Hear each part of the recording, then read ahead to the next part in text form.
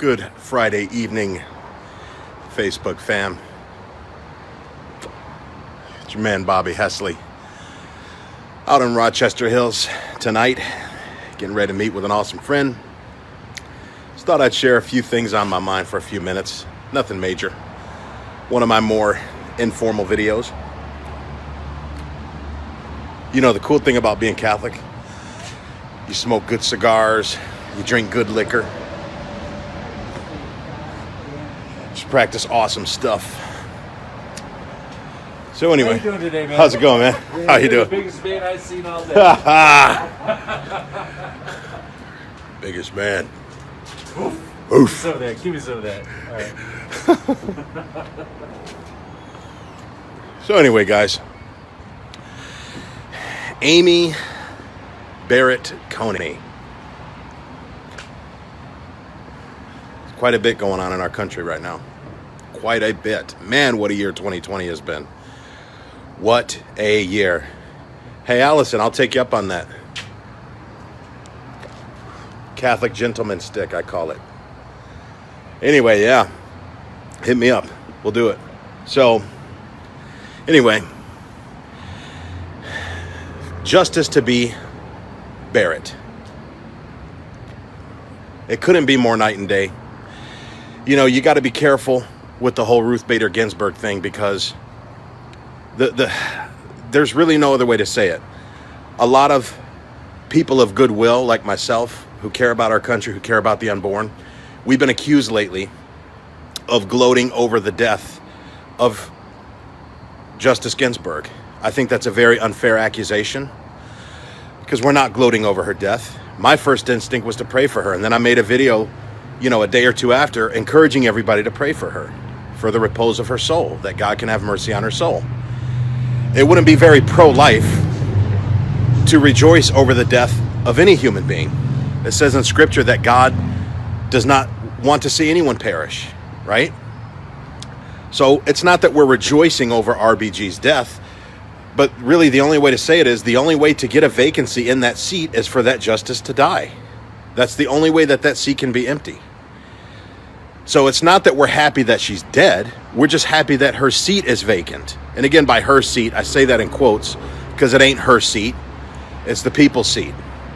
Just like it's not Barrett's seat. It's our seat, right? And our elected president is, sending her there through the indirect wish of the people through the Senate. I'm dabbing my cigar. Okay? But the fact is, Ginsburg's death opened up that seat. And it couldn't be more opposite. Now, the reason why I'm really excited that if Barrett ends up being the pick is because we're going to have a 6-3 majority. Now, the reason it's so important that we have that 6-3 majority is because I don't trust Justice Roberts. I think Justice Roberts is, I'm not going to call him a snake in the grass, but he has stabbed, I feel, the American people in the heart on numerous occasions, especially on Obamacare. I mean, he had Obamacare on the ropes. That thing was ready to be repealed. It was unconstitutional. He had the thing on the ropes, and his vote upheld Obamacare, and the judicial branch turned into the legislative branch and basically rewrote that law and turned Obamacare into a tax, which contradicts itself because Obamacare was built on the lie that unless you make $250,000 or over, you're not even on the hook. Anybody that makes $250,000, or under, it's not considered a tax. Well, they changed that whole thing around.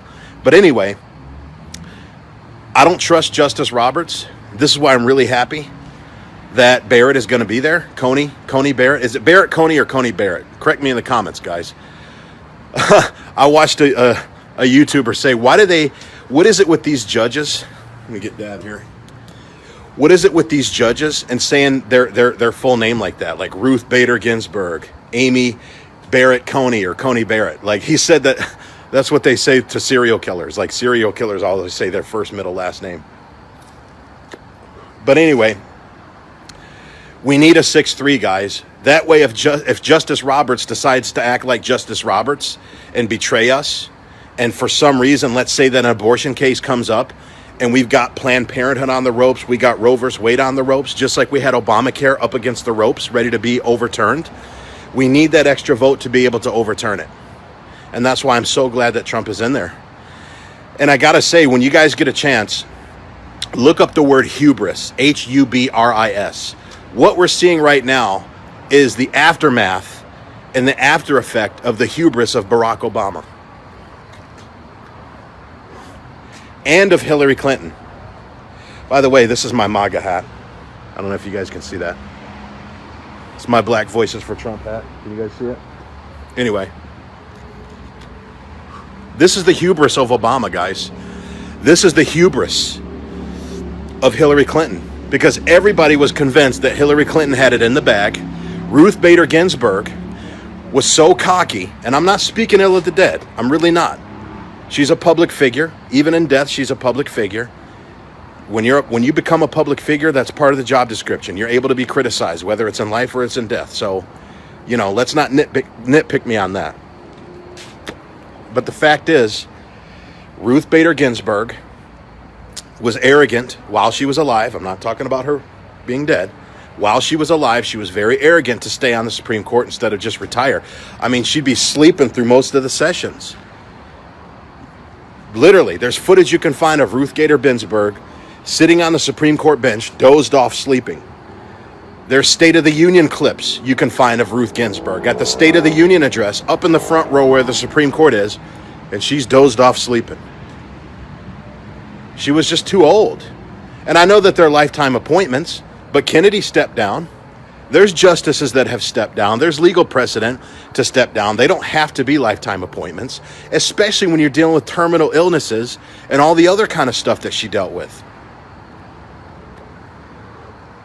But she was so convinced that Hillary was going to win. She was the first Supreme Court justice in history to criticize a standing president while she was a Supreme Court justice.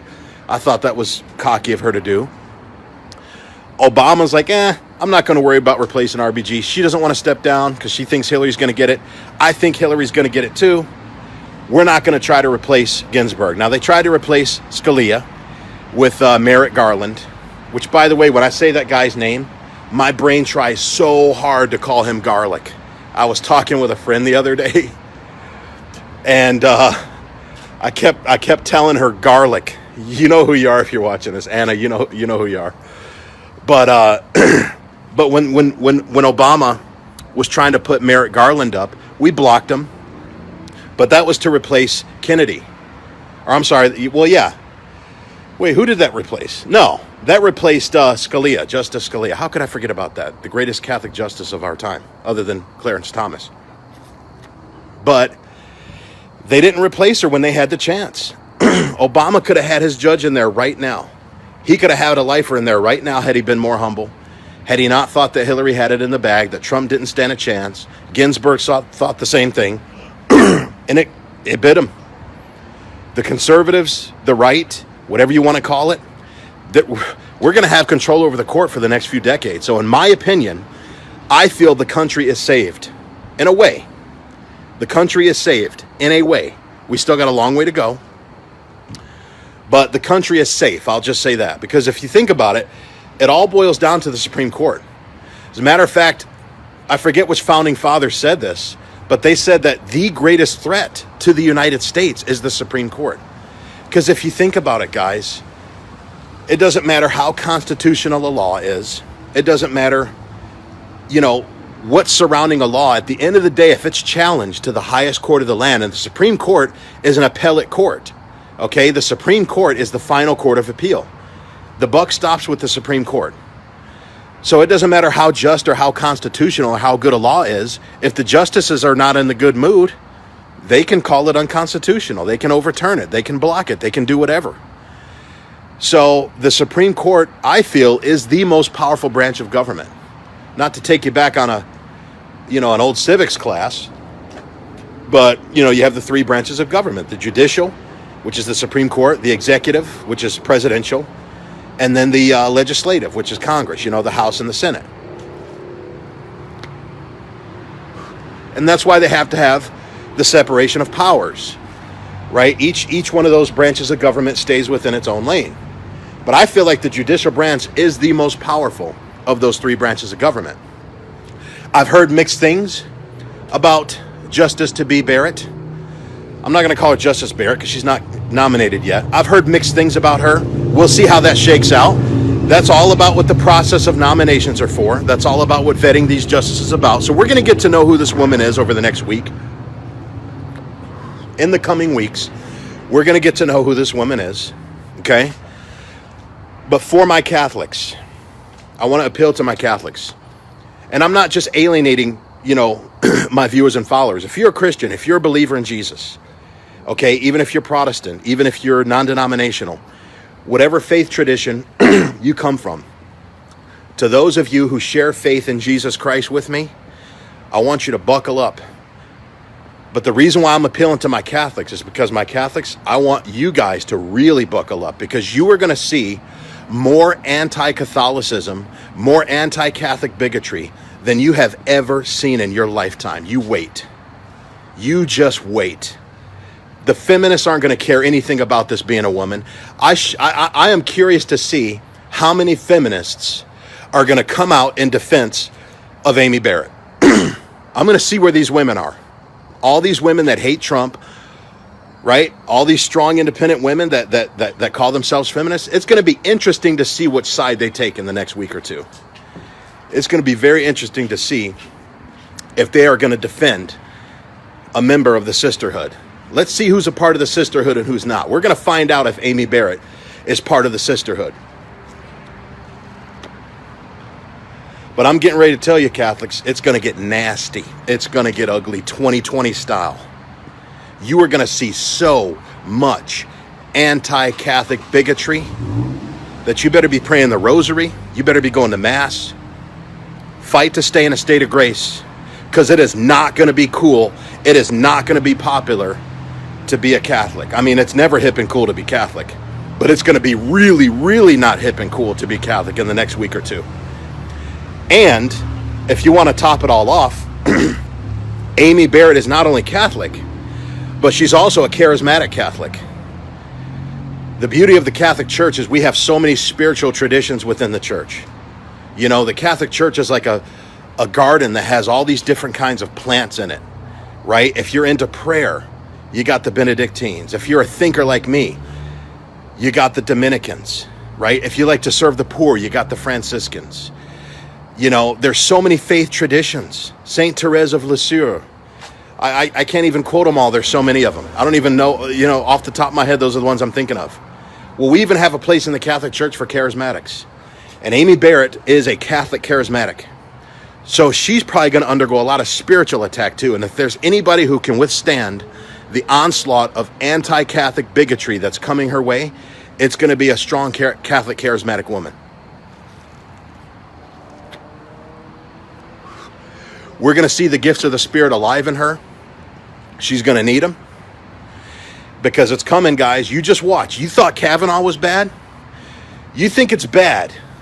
We are going to see 1991 2.0. What year was that? Guys, sound off in the comments.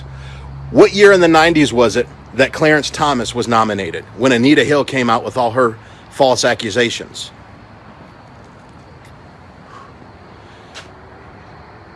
Anybody know? I think it was 1990.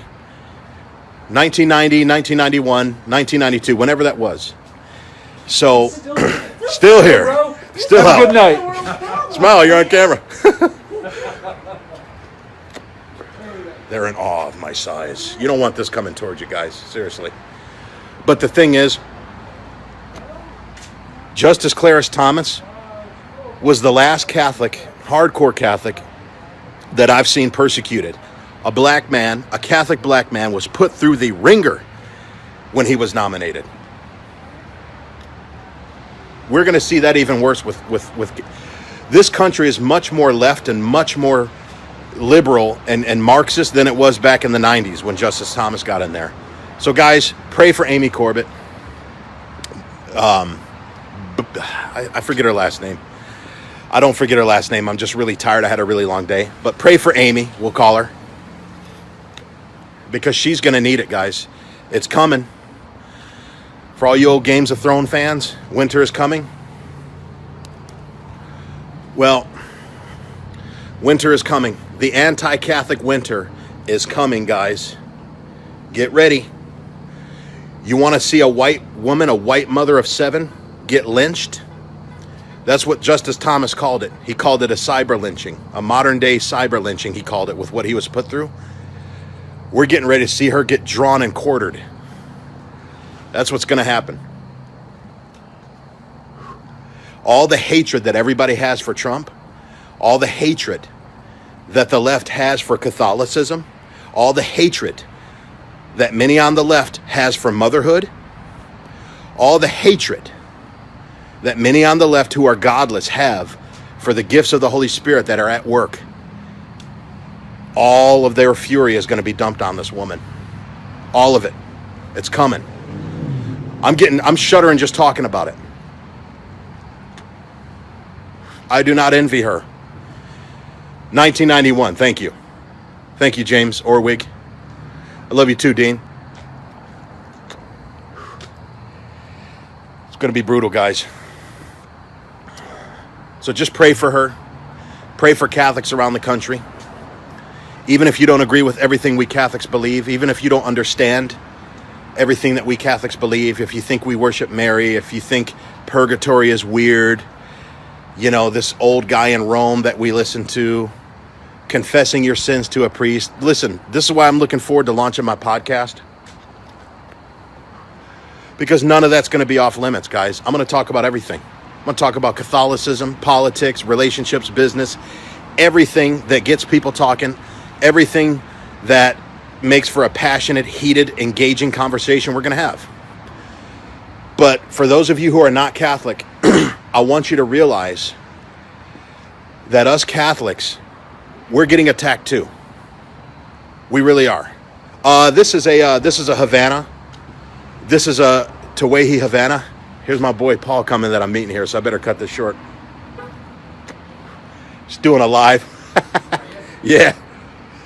But I'm wrapping it up though. I don't know if you want to be on camera, but guys, this is my boy Paul. This man has served his country. He's been on 3 tours. How many tours you been on? 3 tours in Afghanistan, guys. This is the guy that they call. This is the fixer that they call. Right? When your local law enforcement breaks down, when the crap hits the fan, this is the guy. Look at the size of this guy. Look at this dude.